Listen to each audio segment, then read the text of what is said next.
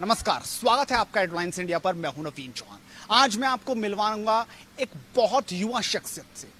जब उम्र पढ़ाई लिखाई की और नौकरी ढूंढने की होती है, तब वो शख्स ब्लॉक प्रमुख बना है। हमारे साथ हैं हर्षल चौधरी, जो कैराना के ब्लॉक प्रमुख बने हैं। उनसे बातचीत करते हैं कि हर्षल ने इतनी छोटी उम्र में ये मुकाम कैसे हासिल किया। हर्षल, बहुत स्वागत है और बहुत बधाई। जब लोग घर से निकल के फाइल हाथ में रखते, अपनी डिग्री हाथ में रखते कि वो नौकरी ढूंढने जाएंगे, तब इतनी छोटी उम्र में आपने राजनीति में प्रवेश किया। वो भी भारतीय जनता पार्टी से आप ब्लॉक प्रमुख बने कैराना का। कैराना पूरे दुनिया में मशहूर है। क्या कहेंगे? सबसे नवीन चौहान जी, आपका सबसे पहले तो बहुत बहुत स्वागत है कैराना में। और आप जो आज हमारे कार्यक्रम में पहुंचे, उसके लिए मैं आपका बहुत बहुत अभिनंदन करता हूं। और दूसरा है, जो आपके सवाल हैं उस पर बोलना चाहता हूं कि देखिए, ये सब जो भी आज जो भी हो पाया है, माननीय योगी जी के और माननीय मोदी जी के आशीर्वाद से सब है। जिस तरह से लेकर उनकी युवाओं को लेकर सोच है, उसी का नतीजा है कि आज आप और हम लोग जो हैं इस क्षेत्र में आगे बढ़ने का काम कर रहे हैं। और ये एक तरह से आप ये कह सकते हैं कि योगी जी का आशीर्वाद है, जिन्होंने हम जैसे युवाओं को मौका दिया, और भारतीय जनता पार्टी का आशीर्वाद है, जिन्होंने मुझ में विश्वास दिखाया और मुझे अपना प्रत्याशी घोषित किया। कहा जाता है कि अपने गुरुओं का, माता पिता का बहुत बड़ा आशीर्वाद होता है।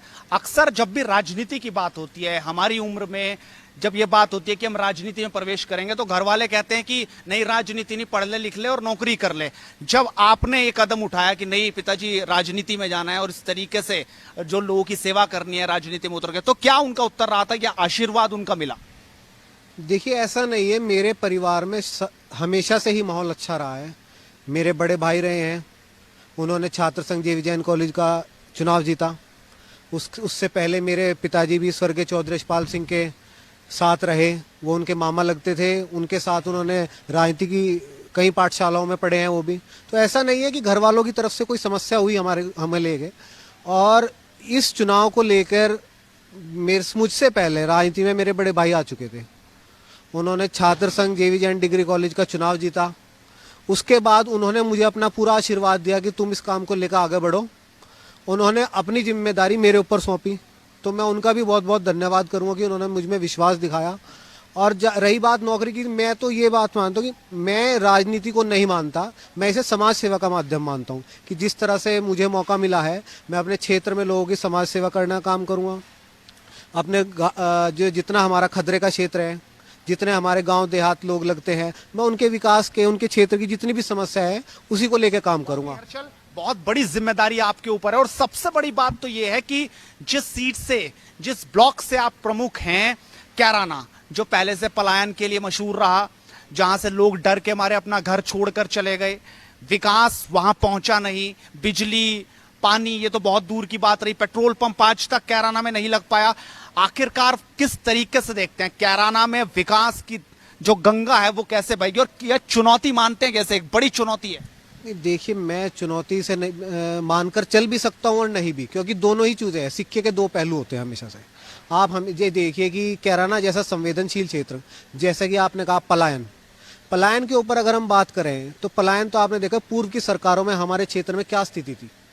आज माननीय योगी जी के आशीर्वाद से जिस तरह से उन्होंने विकास की गंगा हमारे क्षेत्र में पीएससी देने का काम किया, चित्तरवाड़े में सीएचसी देने का काम किया है, आप उससे आप ये सहमत होना पड़ेगा कि जो क्षेत्र में, कैराना जैसे क्षेत्र में विकास की गंगा भारतीय जनता पार्टी की सरकार और हमारे मुख्यमंत्री माननीय योगी जी कर सकते हैं, वो और कोई मुख्यमंत्री के कार्यकाल में संभव नहीं है। आपने योगी जी का नाम लिया, आपने चुनाव तो जीता, बहुत अच्छी बात है, लेकिन योगी जी के नाम को लेके 2022, इसे तो सेमीफाइनल मान के चल रहे हैं, उसे फाइनल मान के चल रहे हैं, जो 2022 का चुनाव है।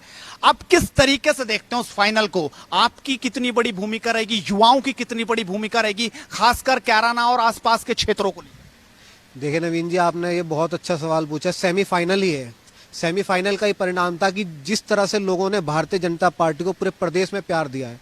67 जिलों में हम जिला पंचायत अध्यक्ष जीत के आए हैं। उसके बाद 684 जिलों में हम 684 ब्लॉक प्रमुख हम बन के आए हैं।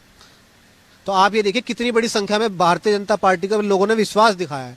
और ये विश्वास ही का कारण है कि विकास कार्यों पर मोहर है योगी आदित्यनाथ जी के।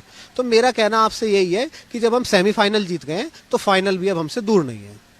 को लग रहा है जो सपना बीजेपी लेकर चल रही है 350 का कि इस बार वो 350 पार करेगी, क्या वो सपना इस बार पूरा हो पाएगा और योगी अपने दम पर फिर से मुख्यमंत्री बनेंगे? जी बिल्कुल, निश्चित रूप से 350 प्लस का हमारा नारा है और हमारा ये हमेशा हमारी पार्टी का नारा रहा है, सबका साथ सबका विकास, और उसी एजेंडे के साथ हम पब्लिक के बीच में जाएंगे और जनता से हम पूर्ण रूप से सहयोग की आशा करते हैं। चलिए, तो ये हर्षल चौधरी नवनिर्वाचित ब्लॉक प्रमुख कैराना, जिन्होंने बड़ी बेबाकी से कहा कि बड़ों का आशीर्वाद रहा, मुख्यमंत्री के काम रहे और लगातार जनता के बीच कुछ इसी अंदाज में वो पहुंचेंगे।